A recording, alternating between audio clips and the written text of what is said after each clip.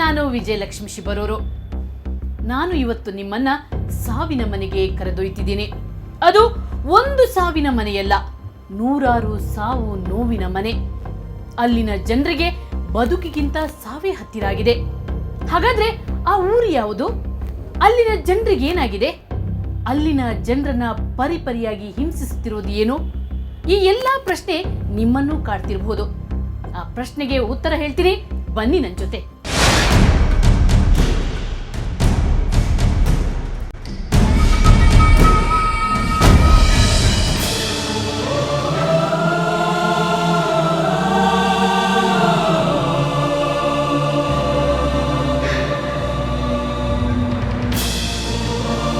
ನಾವು ಯಾರ ಮನೆಯ ಅಂಗಳಕ್ಕೆ ಅಡಿ ಇಟ್ರು ಅಲ್ಲೊಬ್ರು ರೋಗಿ ಸಿಗ್ತಿದ್ರು.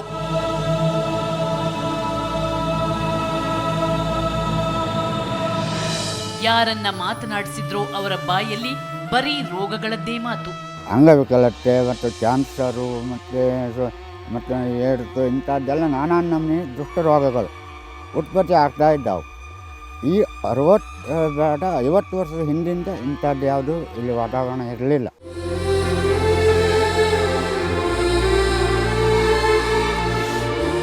ಯಾವ ಮನೆ ಹೊಕ್ಕರು ಅಲ್ಲೊಬ್ರು ಹಾಸಿಗೆ ಹಿಡಿದು ಮಲಗಿರುವುದು ಸಾಮಾನ್ಯವಾಗಿತ್ತು.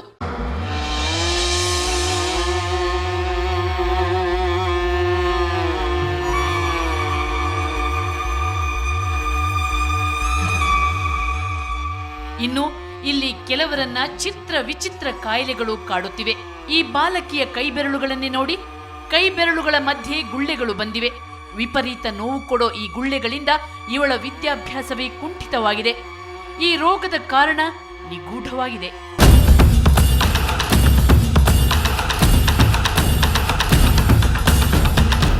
ಕಾರಣ ಏನು ಹೇಳಲಿಲ್ಲ ಅವರು. ಅಂತ ಇದು ಪೇಷಂಟೇ ನೋಡಲಿಲ್ಲ ಅಂದರು. ಅಲ್ಲಿ ಎಲ್ಲೋದ್ರು ಹಾಗೆ ಹೇಳಿದ್ರು, ಇಂಥ ಪೇಷಂಟೇ ನಾವು ನೋಡಲಿಲ್ಲ. ಈಗ ಕೈ ಆಗಿದ್ರಿಂದ ಏನು ಅವ್ರಿಗೆ ಸಮಸ್ಯೆ ಆಗ್ತಾ ಇದೆ? ಅದೇ ಓದಲಿಕ್ಕೆ ಬರೀಲಿಕ್ಕೆಲ್ಲ ಆಗೋದಿಲ್ಲ ಅವರಿಗೆ. ಕಷ್ಟ, ಊಟ ಮಾಡಲಿಕ್ಕೆ ಎಲ್ಲದಕ್ಕೂ ಕಷ್ಟ ಆಗ್ತದೆ.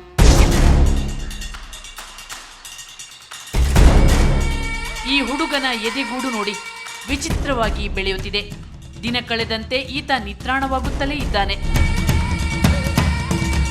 ಸಮಸ್ಯೆ ಅಂದರೆ ಅವನಿಗೆ ವೀಕ್ನೆಸ್, ಈಗ ಸ್ವಲ್ಪ ಓಡಾಟ ಸುಸ್ತು, ಆಟ ಆಡಿದ್ರೆ ಸ್ವಲ್ಪ ಸುಸ್ತಾಗುತ್ತೆ. ಹಾಗೆ ಮತ್ತು ದಿನದಿನೂ ಈ ಎಲುಬು ಬೆಳೀತಾ ಉಂಟು. ಹಾಗೆ ಹೇಳಿ ದೇಹದ ಮತ್ತು ಯಾವುದೇ ಫುಡ್ ಎಷ್ಟೇ ಕೊಟ್ಟರು ಸಹಿತ ದೇಹದ ಬೆಳವಣಿಗೆ ಆಗ್ತಾ ಇಲ್ಲ.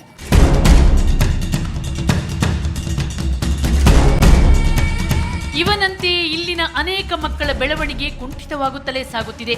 ಹೆತ್ತವರಿಗಂತೂ ಮಕ್ಕಳನ್ನ ಉಳಿಸಿಕೊಳ್ಳೋದೇ ದೊಡ್ಡ ಸಾಹಸವಾಗಿದೆ. ಸಾಲ ಶೂಲ ಮಾಡಿ ನಾವು ಇವನನ್ನು ಏನಾದರೂ ಮಾಡಿ ಕಾಪಾಡಬೇಕಂತ ನಾವು ಸಾಕಷ್ಟು ಪ್ರಯತ್ನ ಮಾಡ್ತಾ ಇದ್ದೀವಿ. ಆದರೂ ನಮ್ಮ ಹುಡುಗ ನೋಡಿದರೆ ತಿಳಿತದಿಲ್ಲ, ಈ ರೀತಿಯಲ್ಲಿ ಬೆಳೀತಾ ಇದ್ದಾನೆ. ಇದು ನಮಗೆ ಏನಂತ ನಮ್ಗೆ ಅರ್ಥ ಆಗದೇನೆ ಈ ಸದ್ಯದಲ್ಲಿ ಹೇಳಿದ್ರೆ ನಮಗೂ ಸಹಿತ ಮಾನಸಿಕ ಆಗಲಿಕ್ಕೆ ಬಂದಿದೆ. ಗರ್ಭಪಾತ, ಅಂಗವಿಕಲ ಮಕ್ಕಳು ಹುಟ್ಟುವುದು ಇಲ್ಲಿ ಕಾಮನ್ ಆಗಿಬಿಟ್ಟಿದೆ. ಇವರನ್ನೇ ನೋಡಿ. ಇವರಿಗೆ ಒಮ್ಮೆ ಗರ್ಭಪಾತ ಆಗಿದೆ. ಆ ಬಳಿಕ ಹುಟ್ಟಿದ ಮಕ್ಕಳ ಪೈಕಿ ಒಬ್ಬ ಪ್ರೀಮೆಚ್ಯೂರ್ ಬೇಬಿ, ಇನ್ನೊಬ್ಬ ಅಂಗವಿಕಲ.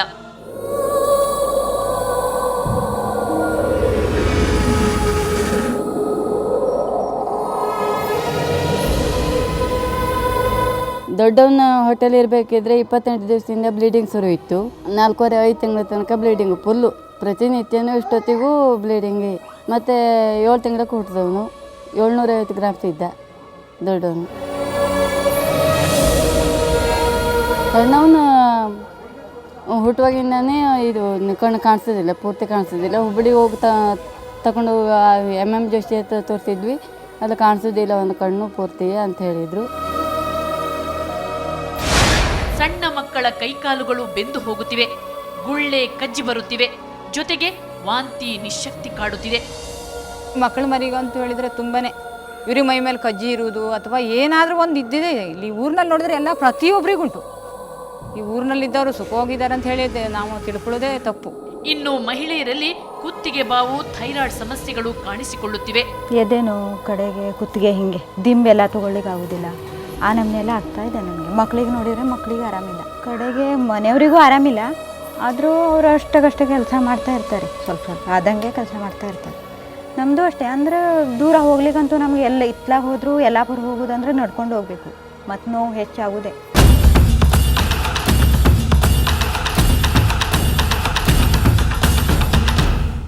ಹೀಗೆ ನಾವು ಒಬ್ಬೊಬ್ಬರ ಒಂದೊಂದು ನೋವಿನ ಕತೆ ಕೇಳ್ತಾ ಕೇಳ್ತಾ ಹೋದಾಗ ನಮ್ಮ ಮನಸ್ಸು ಭಾರವಾಗತೊಡಗಿತು. ಆದರೆ ಅಲ್ಲೊಬ್ಬರ ಮನೆಗೆ ಹೋದಾಗ ಅವರ ನರಳಾಟ ಕಂಡಾಗ ನಮ್ಮ ದುಃಖದ ಕಟ್ಟೆ ಒಡೆದೇ ಹೋಯಿತು.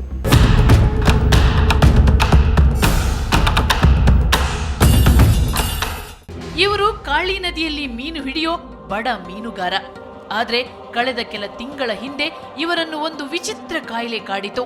ಅದೇನಂದ್ರೆ ಇದ್ದಕ್ಕಿದ್ದಂತೆ ಇವರ ಇಡೀ ದೇಹ ಸುಟ್ಟಂತಾಗಿದೆ.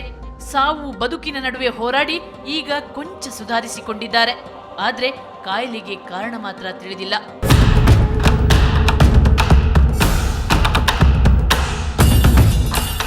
ಮೈಯೆಲ್ಲ ಗುಳ್ಳಿ ಹಾಕ್ಕೊಂಡು ಎಲ್ಲ ಜಾಸ್ತಿ ಆಯಿತು. ಆಮೇಲೆ ನಾನು ಸಿವಿಲ್ ಹಾಸ್ಪಿಟ್ಲಿಗೆ ಹೋಗಿ ಒಂದು 25 ದಿವಸ ಉಳಿದು ಅಡ್ಮಿಟ್ ಆಗಿ ಕಡಿಮೆ ಆಗಲಿಲ್ಲ. ಆಮೇಲೆ ನಾನು ಮಂಗಳೂರು ಹೋದೆ. ಅಲ್ಲಿ ಒಂದು ದಿವಸ ಉಳ್ಕೊಂಡು ಈಗ ಸ್ವಲ್ಪ ಆರಾಮ ಹಾಕ್ಕೊಂಡು ಬಂದಿದ್ದೀವಿ. ಮತ್ತು ನನಗೆ ಏನೂ ಇಲ್ಲ, ರೊಕ್ಕಕ್ಕೆ ಬೇಕಂತ ಆಸೆ. ಈಗ ಮತ್ತೆ ಸೋಮವಾರ ಮತ್ತೆ ಹೋಗಬೇಕು, ರೊಕ್ಕಕ್ಕೆ ತೊಂದರೆ.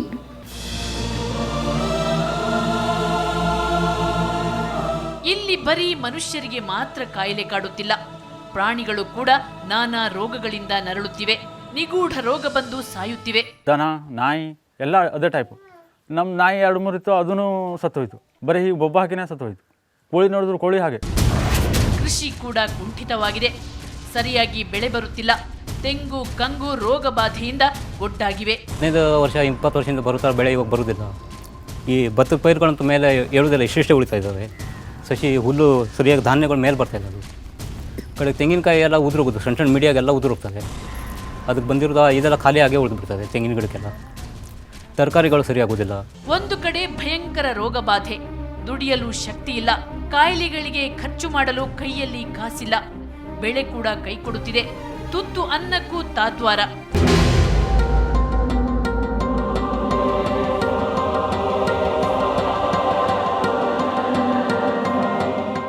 ಇಷ್ಟೆಲ್ಲ ನೋವು, ನರಳಾಟ, ಒದ್ದಾಟಕ್ಕೆ ಕಾರಣ ಏನು ಅಂತ ನಾವು ಜನರ ಹತ್ರ ಕೇಳಿದಾಗ ಅವರ ಒಕ್ಕೊರಲ ಉತ್ತರ ಇದು. ಹೌದು, ಇವರೆಲ್ಲರ ನೋವು, ಆತಂಕ, ಅನುಮಾನಗಳಿಗೆ ಕಾರಣ ಕೈಗಾ.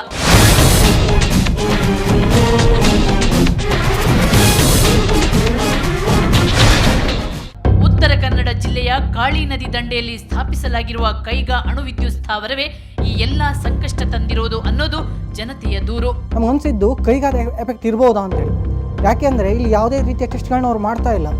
ಇಲ್ಲಿ ಅವ್ರದ್ದು ಯಾವುದೇ ಅಧಿಕಾರಿಗಳು ಬರ್ತಾ ಇಲ್ಲ, ಯಾವುದೇ ಡೆವಲಪ್ಗಳನ್ನ ಅವ್ರು ಮಾಡ್ತಾ ಇಲ್ಲ. ಯಾಕೆಂದರೆ ಇಲ್ಲಿ ಹತ್ತಿರ ಅವರು ನಿಜಕ್ಕೂ ಏನು ಮಾಡಬೇಕಿತ್ತು ಅಂದ್ರೆ ಅವ್ರು ಸಮೀಕ್ಷೆಗಳನ್ನ ಮಾಡಬೇಕಿತ್ತು, ಏನೇನು ಎಫೆಕ್ಟ್ ಆಗ್ತಾ ಇದೆ ಅಂತೇಳಿ.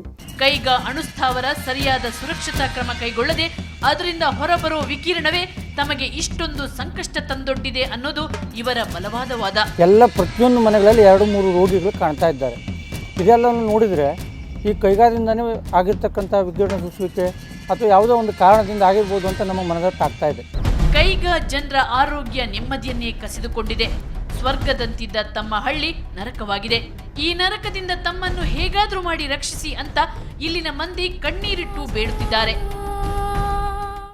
ಇಲ್ಲಿನ ಜನರ ಕರುಣಾಜನಕ ಕತೆ ಕೇಳಿ ನಿಮ್ಮ ಮನಸ್ಸು ಭಾರ ಆಗಿರಬಹುದು, ಕಣ್ಣು ಮಂಜಾಗಿರಬಹುದು. ಸ್ವಲ್ಪ ಸಾವರಿಸ್ಕೊಳ್ಳಿ. ಅಲ್ಲಿವರೆಗೆ ನಾನು ಸಣ್ಣ ಬ್ರೇಕ್ ತಗೊಂಡು ಬರ್ತೀನಿ. ಆ ಬಳಿಕ ಇಲ್ಲಿನ ಜನರ ಆಕ್ರೋಶ ಹಾಗೂ ಕೈಗಾ ಮತ್ತು ಸರ್ಕಾರದ ಉದ್ದಟತನದ ಕತೆ ಹೇಳ್ತೀನಿ.